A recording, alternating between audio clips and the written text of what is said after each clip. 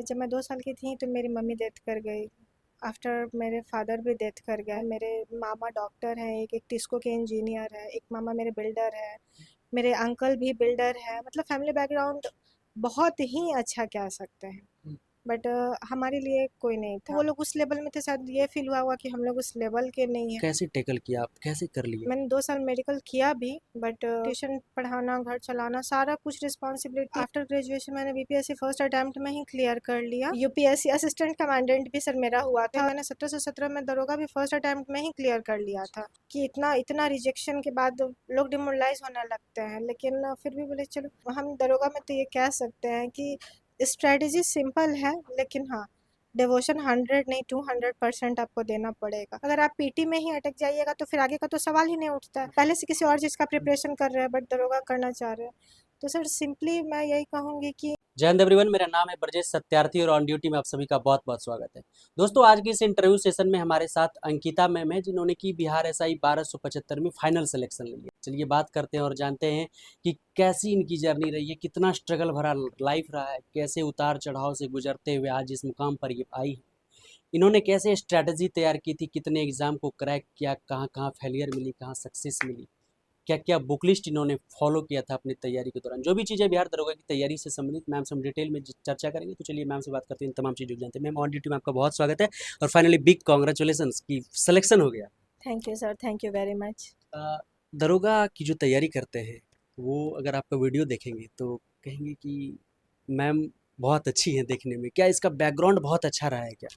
नहीं सर, बिल्कुल नहीं ऐसा। Educational background?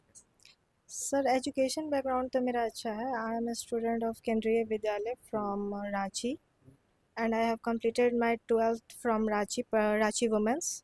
Then I have completed my graduation from Patna University. हम खुद को रोक नहीं पाए यहाँ आने से कि बच्चों को बहुत ज़्यादा इंस्पायर कर सकती है आपकी कहानी। कैसी रही है आपकी जर्नी, यहाँ तक पहुँचे हैं आज, फाइनली कहीं ना कहीं सक्सेस मिली है, लेकिन इस फूल को प्राप्त करने में कांटों वाले कैसे रास्तों से गुजरना पड़ा? सर एक्चुअली सक्सेस तो मुझे मिली, लेकिन काफ़ी डिले और मेरा बहुत सारा कॉम्प्लिकेशन लाइफ में बहुत आया, क्योंकि जब मैं 2 साल की थी तो मेरी मम्मी डेथ कर गई। आफ्टर मेरे फादर भी डेथ कर गए। फैमिली से जो एक्सपेक्टेशन थी, फैमिली भी स्टैंड नहीं लिए, जबकि हमारा फैमिली बैकग्राउंड काफ़ी अच्छा है। मेरे मामा डॉक्टर हैं, एक टिस्को के इंजीनियर है, एक मामा मेरे बिल्डर है, मेरे अंकल भी बिल्डर है। मतलब फैमिली बैकग्राउंड बहुत ही अच्छा कह सकते हैं, बट हमारे लिए कोई नहीं था। तो मम्मी पापा के डेथ करने के बाद कोई नहीं? नहीं, बिल्कुल कोई नहीं। जब तक मेरी नानी माँ थी तो मैंने अपनी नानी के पास ही अपना वो 10th तक मैंने नानी के पास ही पढ़ाई कंप्लीट की। एंड आफ्टर 12th मेरा मैं पापा के पास रहती थी। फिर मेरा 12th के बाद AIPMT क्लियर हुआ। AIPMT उस जमाने में जो ये नीट AIPMT होता यस था? Yes yes yes sir. हाँ, वो भी आपने क्लियर कर यस लिया? Sir, I have completed medical entrance exam in first attempt और रैंक। फर्स्ट अटेम्प्ट में क्लियर कर लिया? यस सर, 12th अपियरिंग में ही दिया था मैंने। एंड देन मैंने 2 साल मेडिकल किया भी, बट पापा की आर्थिक स्थिति अच्छी नहीं थी, तो जिस कारण से मैं मेडिकल कंटिन्यू नहीं कर पाई। देन मुझे छोड़ना पड़ा, वापस मैं पटना आई। क्यों? पैसे के कारण वहाँ पर आपका एडमिशन रुक गया था? नहीं, एडमिशन हुआ। मैंने first year medical, second year MBBS complete भी किया। 2 साल। एडमिशन भी ले लिया था? यस यस, बिल्कुल सर। एडमिशन लेके 2 साल पढ़ाई करके, और फिर एक्चुअली थोड़ा सा मेडिकल तो कॉस्टली होता है, आपका हॉस्टल चार्जेस वगैरह, मेस फी वगैरह, बहुत सारे चीज़ हो जाते हैं, इंस्ट्रूमेंट्स। तो वो सारा एफर्ट नहीं कर पा रही थी, तो जिस कारण मुझे छोड़ना पड़ा। मेडिकल आप क्विट कर दी कहीं ना कहीं, जहाँ आज लाखों करोड़ों अभिभावकों का सपना होता है कि हमारा बच्चा करे और उसके लिए करोड़ों रुपए बहाते हैं, वो आपने पहले अटेम्प्ट में क्लियर करे, उसे छोड़ना पड़ा फैमिली बैकग्राउंड के कारण बस, यस सर। फैमिली की स्थिति के कारण। तभी तक पापा जी आपके थे? पापा थे मेरे, हाँ। फिर सर वापस मैं पटना आई, क्योंकि अब वैसा जब बैकग्राउंड ही नहीं था तो मैं मेडिकल इंजीनियरिंग या फिर और कोई भी टेक्निकल कोर्स एफर्ट नहीं कर सकती थी। तो फिर मेरे माइंड में आया कि BPSC UPSC वगैरह ये के लिए। बात कब की है मैम, जब आपने AIPM किया सर मैं AIPMT 2013 में। था? हाँ। और फिर ग्रेजुएशन आकर के मैंने यहाँ पे ग्रेजुएशन में एडमिशन लिया इंग्लिश लिटरेचर से। और आफ्टर ग्रेजुएशन मैंने BPSC फर्स्ट अटेम्प्ट में ही क्लियर कर लिया। और मैंने इंटरव्यू देकर 4। बीपीएससी भी फर्स्ट अटेम्प्ट में किया? जी सर। इंटरव्यू में मैं overall final PT mains interview देने के बाद मैं 4 नंबर से मेरिट आउट हो गई। जनरल कैटेगरी है हमारा। तो फिर उसके बाद 65 भी मैंने दिया बीपीएससी, वहाँ पे भी मैं मेरिट आउट हो गई 7 नंबर से। बट आफ्टर 65 बीपीएससी मेरे पापा डेथ कर गए। मेरे की बात है ये 2017? 2019। 19? हाँ सर। अच्छा, 19 में पापा जी नहीं नहीं सर। रहे। उसके बाद ये मेरा दरोगा का एक्चुअली इसको सेकंड अटेम्प्ट कह सकते हैं। मैंने 1717 में दरोगा भी फर्स्ट अटेम्प्ट में ही क्लियर कर लिया था। क्लियर किया? हाँ यस सर। बट सर मेरा हाइट इशू हुआ उस समय। जनरल का हाइट 160 था, मेरा 1.58 है, इस कारण से मुझे रिजेक्ट कर दिया गया। मेरा मार्क्स वहाँ पर भी बहुत अच्छा था, मतलब माइनस मार्किंग करके 90 प्लस था। 90 प्लस थे? यस। 1717 वाली? Yes sir. जहाँ पर मेरिट जबकि बहुत वहाँ पर कम गया, मेरिट 120 पे गया था। 120 पे गया। Yes sir. फिर इसके तो बाद? फिर सर इसके बाद मैंने कंटिन्यू पढ़ाई जारी रखा, क्योंकि स्ट्रेस बढ़ता गया, क्योंकि कोई सपोर्ट नहीं था, बैकग्राउंड जीरो था। खुद मैं टीचिंग लाइन से जुड़ी हुई हूँ, ट्यूशन पढ़ाना, घर चलाना, सारा कुछ रिस्पॉन्सिबिलिटी। कौन कौन है अभी आपके पास?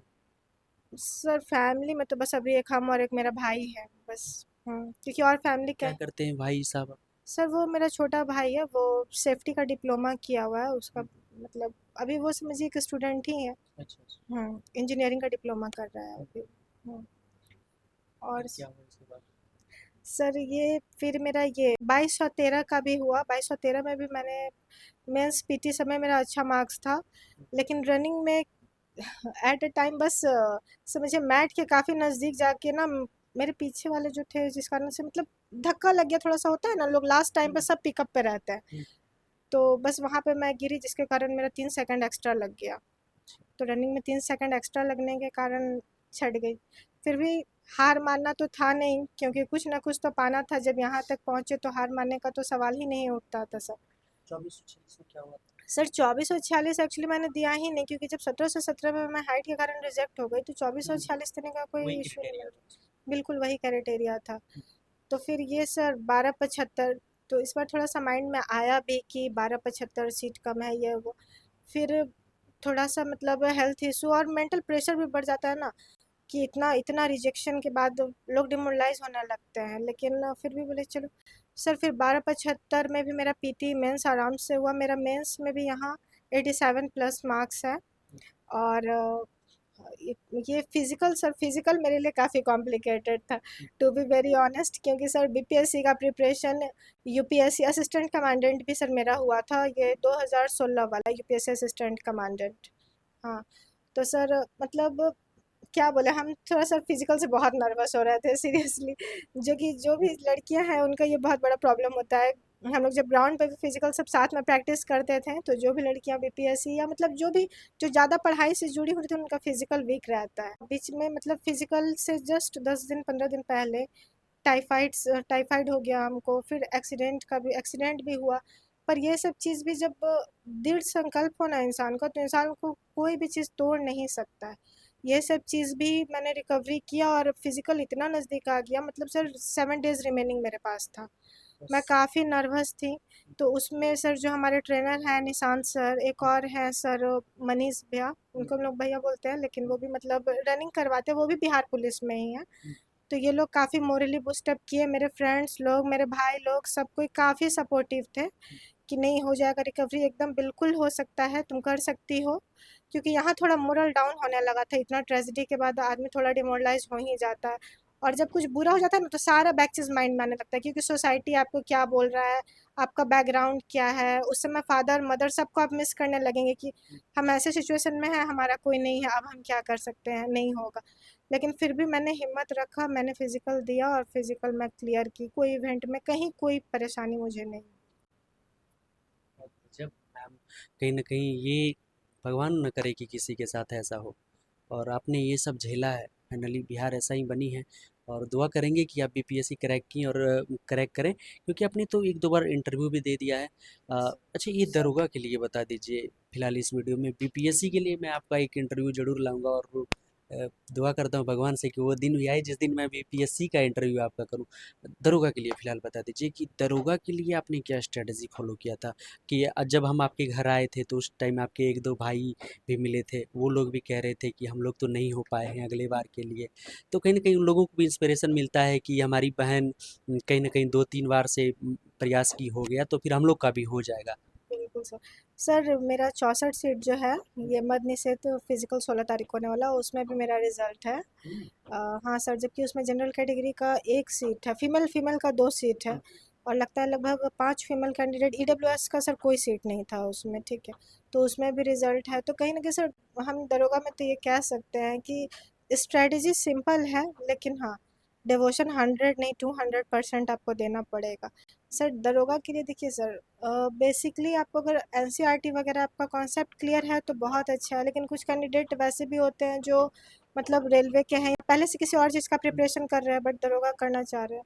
तो सर सिंपली मैं यही कहूँगी कि लूसेंट पे आपका कमांड होना चाहिए, ठीक है। सर सबसे पहले तो आप ये जो क्वेश्चन बैंक होता है दरोगा का, उससे ट्रेंड एनालिसिस बहुत ज़रूरी है। कोई भी एग्जाम, या दरोगा हो या बीपीएससी, कोई भी एग्जाम हो सर, ट्रेंड एनालिसिस, क्योंकि पढ़ने के लिए सर बहुत कुछ है, ठीक है। क्वेश्चन बैंक कोई पर्टिकुलर पब्लिकेशन या फिर कोई भी आप ले सकते हाँ सर, क्वेश्चन बैंक कोई भी हो उससे कोई प्रॉब्लम नहीं, क्योंकि ट्रेंड, सर मेरा कहना यह है कि ट्रेंड एनालिसिस कि वो एग्जैक्टली पूछ क्या रहा है, ठीक है।